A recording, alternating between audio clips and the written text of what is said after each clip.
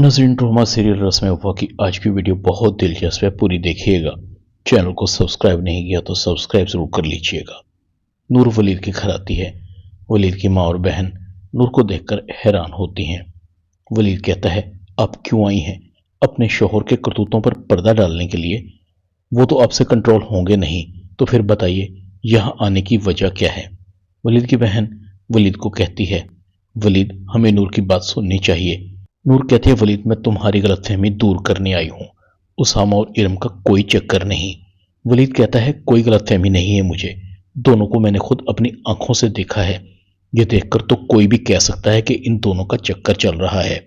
नूर कहती है, कोई चक्कर नहीं है उन दोनों का। उसामा इरम को अपनी छोटी बहन मानता है, इसलिए अपनी जिम्मेदारियां पूरी करना चाहता है पूरे खलूस के साथ।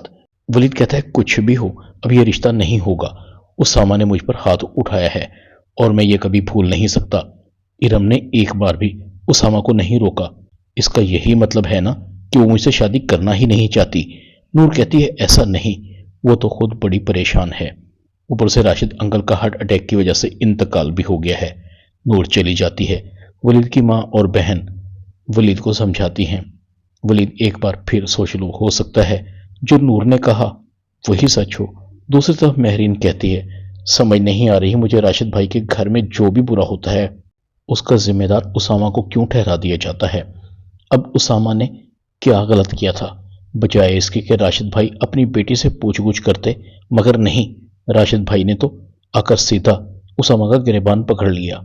फराज कहता है, मेरो, राबिया आपा की तबीयत ठीक नहीं है, उनका ख्याल रखना हम पर फर्ज है। अगर इस वक्त हम उनका ख्याल नहीं रखेंगे तो कौन उनका ख्याल रखेगा?